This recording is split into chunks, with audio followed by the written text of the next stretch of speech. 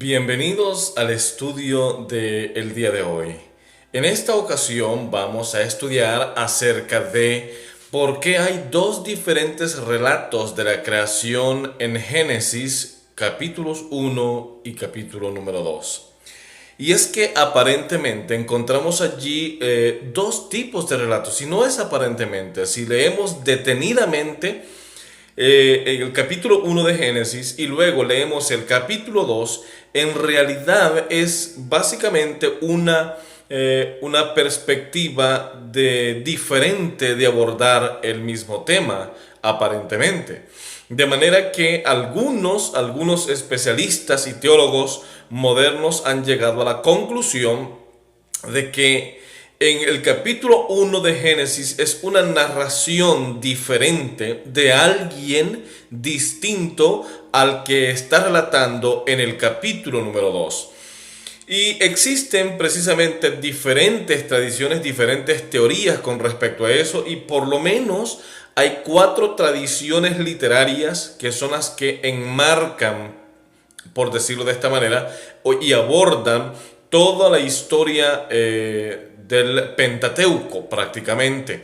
En este caso, parece ser que tenemos aquí un pequeño problema de interpretación, o por lo menos en cuanto a lo que se refiere el tema de la creación descifrado en el capítulo número 1 y el capítulo número 2. Ahora, ¿qué de verdad es todo esto? ¿Es verdad que el capítulo 1 de Génesis es un relato de la creación y que el capítulo número 2 es un relato distinto de la creación misma? ¿Fueron dos personas diferentes los escritores de estos dos capítulos? El por qué en el capítulo 1 habla de Elohim y por qué en el capítulo número 2 habla de Elohim Yahvé o Yahvé Elohim, como podríamos decirlo. Entonces vamos a abordar estos pequeños temas en este estudio, en esta ocasión, para poder llegar a una conclusión bíblica, teológica, más seria, más profunda y menos especulativa. Vamos a comenzar diciendo que en realidad son 4 las tradiciones literarias, como les acabo de decir, del Pentateuco. Y estas 4 son los que de pronto han generado el pensamiento, la idea de que el capítulo 1 de Génesis en realidad se refiera a la creación y el capítulo número 2 se esté refiriendo a la misma creación vista desde otro ángulo de vista o narrada por un personaje diferente. La primera tradición literaria, de hecho, dicho sea de paso, estas tradiciones literarias fueron orales al principio y poco a poco fueron tomando forma, y después hubo hasta una fusión entre la tradición yavista y elohista, que ahora la vamos a ver. La primera tradición es la yavista y no vamos a ahondar mucho en esto. Es básicamente los que prefieren llamar el nombre de Dios Yahvé. Dicho sea de paso, en el capítulo número 3 de Éxodo, el versículo 14, es donde Dios revela su nombre y habla del nombre Yahvé, que sería más o menos la traducción literal del nombre sagrado del Señor. En realidad son lo que conocemos como el tetragramatón. El tetragramatón eran 4 letras. Luego en otra clase más adelante vamos a estudiar acerca de lo que significa el tetragramatón. Ahora bien, por ahora enfoquémonos en esta parte de que era yavista. Esta es la tradición literaria yavista. Se cree que esta tradición es la más antigua. Ahora, también está la tradición elohista, que ustedes la tienen ya allí en la pantalla.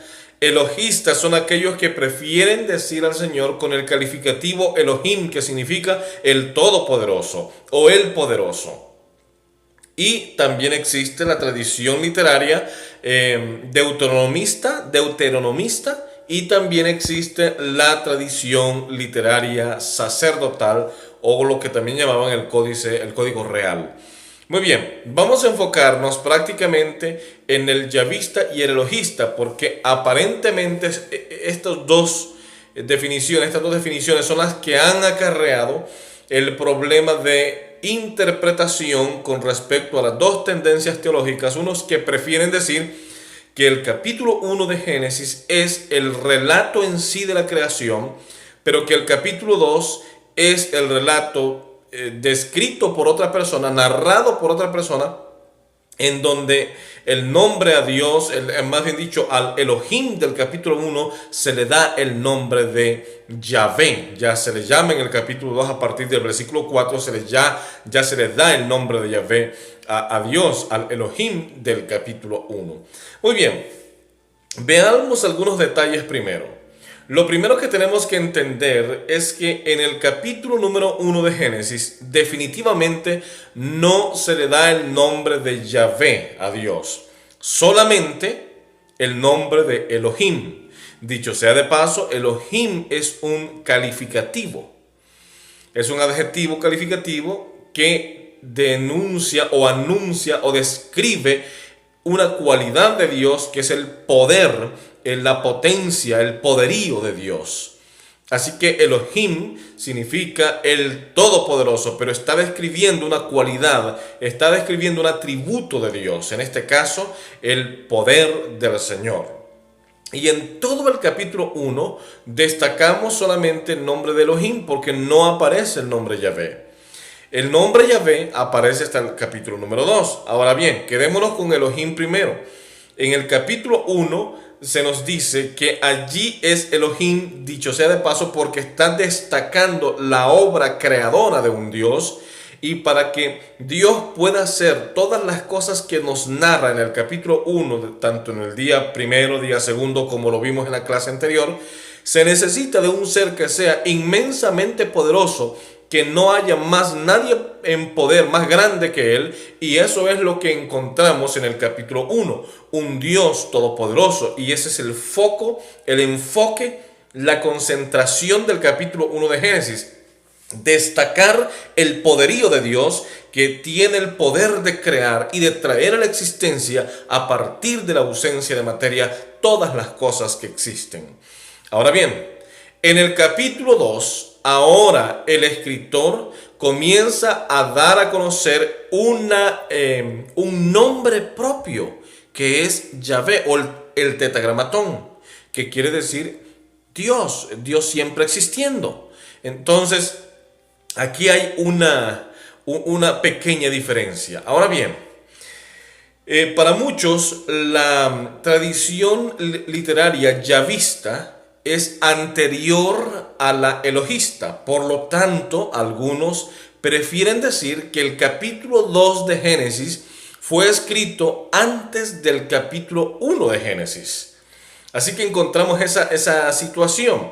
Entonces, y hay una lista enorme de evidencias que podrían usar estos grupos para poder determinar de que el capítulo 2 fue escrito primero que el capítulo 1. Ahora bien, veamos el orden de Génesis y tratemos de ir despacio, tratando de abordar este tema interesante que tiene que ver con la relación que hay entre el capítulo 1 y el capítulo 2 del libro de Génesis.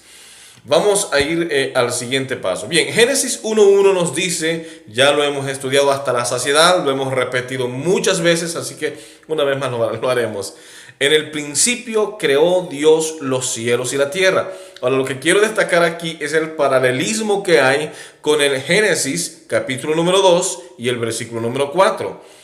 Estos son los orígenes de los cielos y de la tierra, cuando fueron creados el día que Yahvé Dios hizo la tierra y los cielos. La versión 1960, aquí en vez de Yahvé dice Jehová.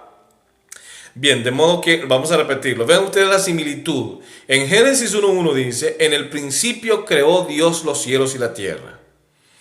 Ahora bien, vean lo que dice acá, en Génesis 2.4. Estos son los orígenes de los cielos y de la tierra, cuando fueron creados el día que Jehová Dios hizo la tierra y los cielos. Muy bien, vamos a ir entonces un poco despacito con esto. ¿Por qué razones que está esta similitud? Bueno, una interpretación equivocada de Génesis 1 dice que Dios creó la tierra, después la vegetación, luego los animales y por último el hombre. Mientras que en Génesis 2 dice que Dios creó la tierra, luego al hombre, luego las plantas y después los animales. En realidad es que mientras que Génesis 1 describe los 6 días de la creación y el séptimo día de descanso, en Génesis 2 cubre solo un día de la semana de la creación, que es el sexto día, y no hay contradicción alguna.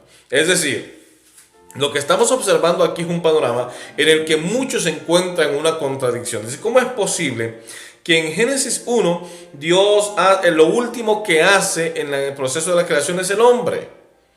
Pero ¿por qué en el capítulo número 2 lo que Dios hace después de que Dios crea la tierra, Dios crea al hombre y después las plantas y después los animales? Hay un orden diferente. ¿Por qué razón es que están estos dos relatos y aparentemente existe una gran contradicción? En realidad no existe contradicción alguna. Y esto es lo que quiero que vayamos entendiendo. Lo que sucede es que el capítulo 1, como dice la nota que tienen en pantalla, nos está relatando la historia de la creación día por día, es decir, toda la semana. ¿Qué fue lo que Dios creó en el primer día, en el segundo día, en el tercer día, cuarto, quinto y sexto, y en el séptimo que descansó? Pero en el capítulo 2 solamente se está enfocando en una acción, en un día, lo que Dios creó en un día, que fue en el sexto día. En este caso, nos narra con lujo de detalles que fue lo que Dios creó en el sexto día. ¿Estamos de acuerdo con esto?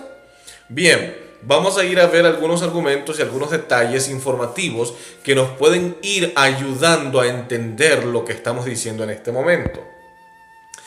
Veamos primero en Génesis 2:4 siempre. Aquí la palabra Toledo es la palabra usada para generaciones, linajes, descendencias, descenso, familia y la historia de la familia. En otras palabras, vamos a tomar la palabra generaciones, que es la palabra utilizada en las traducciones para referirse al, al origen. Esa es la palabra usada allí, origen. Vamos a ir al capítulo 1, versículo 5, o 4, perdón, para entender esto. Dice allí, este es el origen de los cielos y la tierra. Ahora, quedémonos allí. Origen. Aquí es la palabra Toledo en hebreo. Y no significa comienzo e inicio de las cosas como lo dice el versículo 1 de Génesis 1. Vamos a verlo. Ya estudiamos esa clase. Por ejemplo, en Génesis 1, la palabra para el principio, el origen de las cosas fue Bereshit, que significa el comienzo, los orígenes. Pero en el capítulo 2, versículo 4, la palabra es Toledo, que significa generaciones, linaje, descendencia. En otras palabras, una traducción más fidedigna diría algo así como: estas son las generaciones o estas son las descendencias de los cielos y la tierra, el día que Dios, el Señor, hizo la tierra y los cielos. O más o menos sería la traducción así. Esta es la historia de las generaciones, de los linajes, de las descendencias, de las familias de la tierra, de los cielos y de la tierra, el día que Jehová Dios creó los cielos y la tierra. Esa sería una traducción un poco más cercana a la palabra del original hebreo. Ahora bien, el problema es que por asuntos de lingüística los traductores no hicieron este trabajo. Sin embargo, la palabra Toledo no quiere decir origen.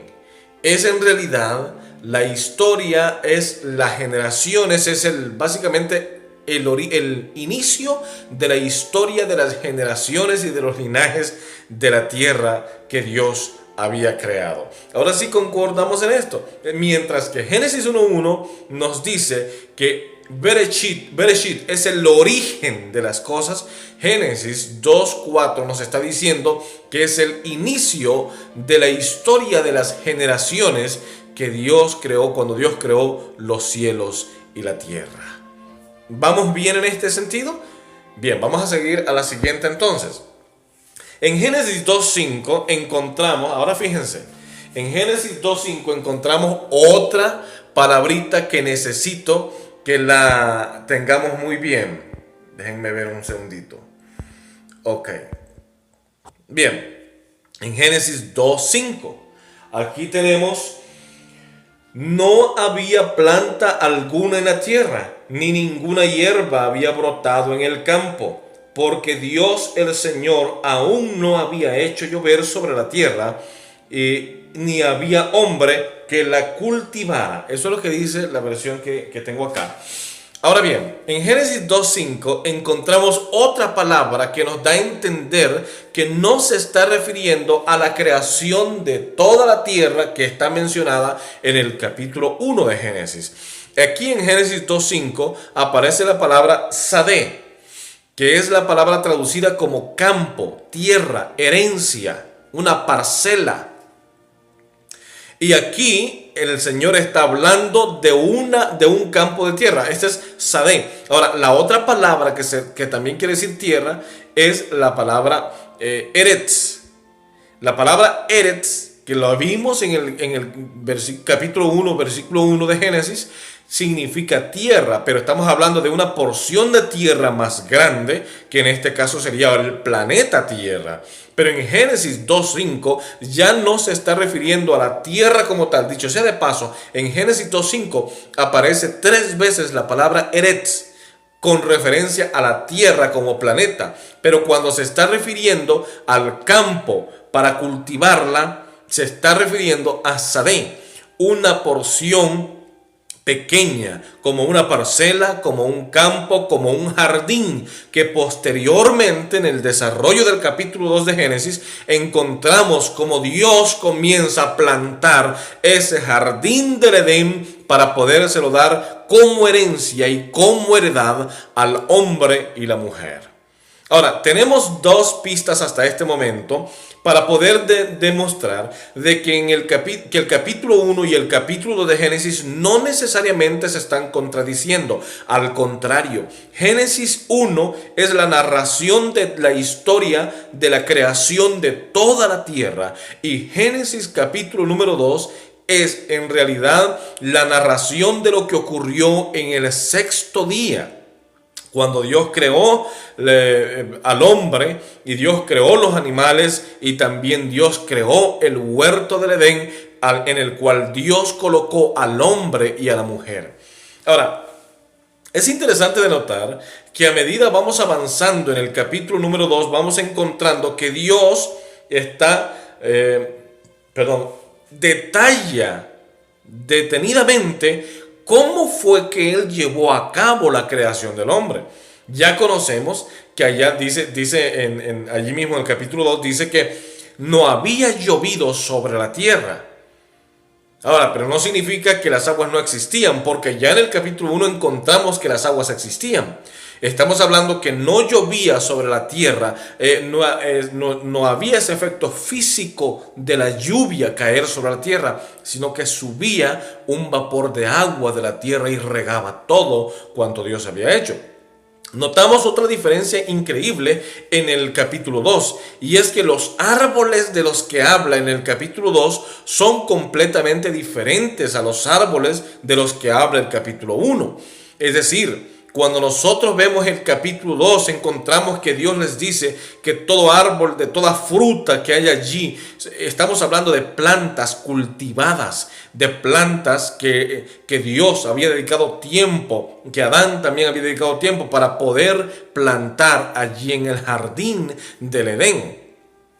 Cuando vemos en el capítulo 1, vemos una creación distinta en el sentido de que estamos hablando de parámetros globales, pero en el capítulo 2 estamos hablando de un sector, de una parcela que Dios cultivó más allá de la belleza que rodeaba la tierra, más allá de la belleza natural que Dios había creado en todo el planeta, había embellecido mucho más esta pequeña heredad, la cual entregó a Adán y a Eva como el primer matrimonio de sobre la tierra. Es interesante. Y aquí podemos aprender muchísimos principios en este capítulo 2 de Génesis, porque no solamente estamos hablando de que Dios cultivó ese jardín y colocó en medio del jardín, ¿qué cosa? El árbol del conocimiento del bien y del mal. Un árbol que Dios había dicho no comas de él. De hecho, habrá una clase sobre qué tipo de árbol era ese. Ahora, Dios dice que no comieran de ese árbol. Es decir, no era cualquier árbol. Era un árbol especial. No sabemos qué tipo de árbol, pero era un árbol especial. Dios lo colocó allí como señal de obediencia para el hombre. Pero también le entregó heredad, le dio todo, lo coronó. Es más, el salmista en el Salmo dice, lo coronaste, le diste de todo, lo llenaste, lo colmaste de bendición. Eso fue lo que Dios realizó en la creación. Y les dijo, llenen toda la tierra, multiplíquense, llenen la tierra. Ese era el propósito de Dios en el capítulo número 2. Ahora bien, vamos notando en el desarrollo del capítulo número 2 que el propósito de Dios es que el hombre es detallar lo que Dios había realizado en el día sexto. En el capítulo 1 solamente se nos dice que en el día sexto Dios creó al hombre, pero en el capítulo 2 nos cuenta la Biblia cómo fue que Dios creó al hombre. Así que recuerden que el hombre y la mujer son la corona de la creación, son lo más importante de la creación. De modo que eso que es más importante, Dios, a través de la inspiración del Espíritu Santo y del escritor Moisés, trata de explicarnos con lujo de detalles cómo fue que Dios creó a la primera pareja, al primer matrimonio sobre la tierra, en la heredad, en el campo, en el jardín llamado Edén, que Dios había preparado y había cultivado para darles a ellos. Luego se nos dice que Dios modeló del polvo de la tierra un muñeco grande. Y allí después, cuando ya estaba, hacía falta algo. Hacía falta la chispa de la vida. Y Dios sopló en su nariz aliento de vida. Este texto nos está describiendo, o el capítulo 2 prácticamente nos describe el proceso de la vida, cómo es que la vida llega a ser vida. La vida llega a ser vida por la unión de tres cosas, o de dos cosas. La materia, que Dios también la creó, y la facultad espiritual, que es el acto de dar vida de Dios al ser humano, o lo que nosotros conocemos como el espíritu, como la conciencia. Ese elemento solamente le pertenece a Dios, y es lo que se complementa en unidad con la materia para que el hombre, dice el texto, llegue a ser un alma viviente. Note esto. Es la unión de la materia con la facultad espiritual que Dios pone. Esa fusión es lo que da como resultado el alma viviente. Yo quiero que ese concepto les quede muy claro. Ahora, eso es vida. ¿Qué cosa sería entonces muerte? Bueno, es el mismo proceso, solo que a la inversa. Es la separación de la facultad espiritual, del aliento de vida, de lo que Dios sopló en la nariz. Es la desintegración de esos dos elementos lo que provoca la muerte. ¿Y qué pasa con el alma entonces? Con el alma viviente. El alma pues desaparece, porque el alma lo formaban estas dos uniones, la materia y el espíritu. Pero una vez estos dos desintegrados, ya no existe el alma viviente, ya no existe el ser humano, ya no existe el hombre como tal, la mujer como tal, ya no existe. Simplemente, como dice el proverbista allá en Eclesiastés, el polvo vuelve al polvo donde fue tomado y el espíritu vuelve a Dios, quien fue que lo dio. Así es como funciona entonces el proceso de la vida y el de la muerte. Porque este texto, este pasaje, el capítulo 2 de Génesis, nos enseñan muchas cosas más. Ahora, déjenme hacer una analogía con esto que les acabo de mencionar. Vamos a suponer que estamos hablando de la electricidad. Pero les pregunto, ¿alguno de ustedes sabe o ha visto la electricidad alguna vez? Y yo sé que la respuesta será no, no hemos visto la electricidad. No sabemos qué color es, no sabemos qué tan grande es, no sabemos nada de electricidad. Solo sabemos que si colocamos un dedo en un cable pelado, sin la caparazón que lleva, sin el plástico que lleva encima, muy seguramente nos puede dañar mucho. Pero no sabemos, no podemos ver la electricidad. Pero ahora sí bien, si colocamos esos cables y los unimos con una bombilla de techo o de cualquier otro tipo de bombilla que emita luz al contacto de los cables, entonces vamos a encontrar que vemos el efecto, la unión de esos cables con el bombillo nos da un tercer elemento que es lo que nosotros vemos como la luz que emite el contacto de cables con el contacto de los cables con la bombilla o con el foco. Entonces, de esa misma manera, esta analogía siempre la cuento, es para poder explicar cómo es el proceso de la vida. Ahora, ¿qué sucede cuando usted separa los cables de la bombilla? La luz desaparece. El bombillo sigue siendo una cosa que no sirve sin los cables y los cables siguen estando allí sin poder servir para nada mientras no haya un contacto con el bombillo. Lo que quiero decir es que de la misma manera funciona la vida. Para que el alma viviente llegue a ser, para que el ser humano llegue a ser ser humano vivo, ser vivo, se necesita de la fusión de la materia y la facultad espiritual, la energía, ese contacto de vida que Dios da, ese soplo de vida que Dios da a la materia. Y entonces el hombre llega a ser un alma viviente. Pero ¿qué ocurre cuando el ser humano muere? Entonces estos dos elementos se separan, como los cables se separan de la bombilla. Y entonces, ¿qué ocurre con la luz? La luz se va. ¿Qué ocurre con el alma viviente? El alma viviente deja de existir. ¿Por qué? Porque la materia vuelve al polvo y el espíritu vuelve a Dios, quien lo dio. ¿Vamos captando bien esto? En algún momento vamos a tratar de profundizar un poco más en este tema porque hay muchas diferencias y muchas contradicciones y muchas enseñanzas equivocadas por no hacer un correcto estudio y análisis de los textos bíblicos originales.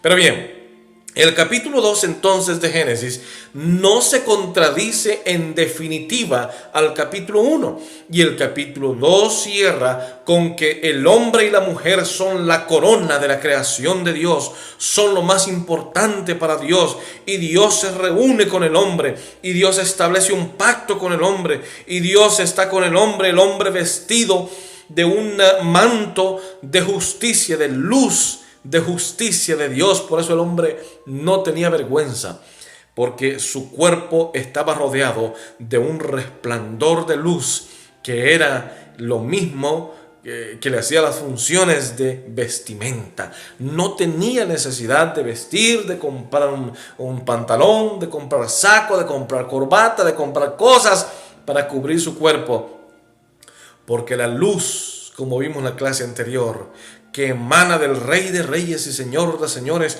cubría la vergüenza de su desnudez.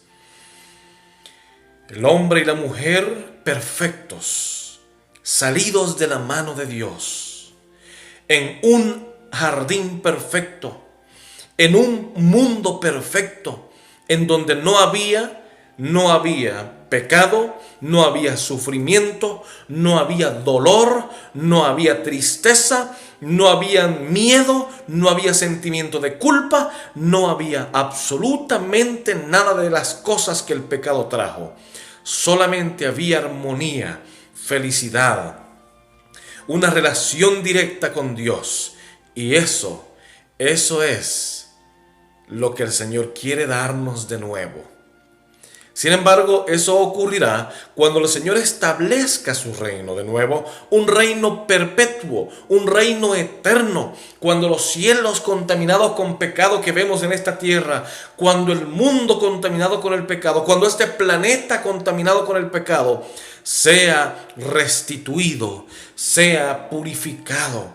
Y Dios creará unos cielos nuevos y Dios creará una tierra nueva. El capítulo 65 y 66 del libro del profeta Isaías nos narra con lujo de detalles lo que habrá en ese cielo nuevo y en esa tierra nueva.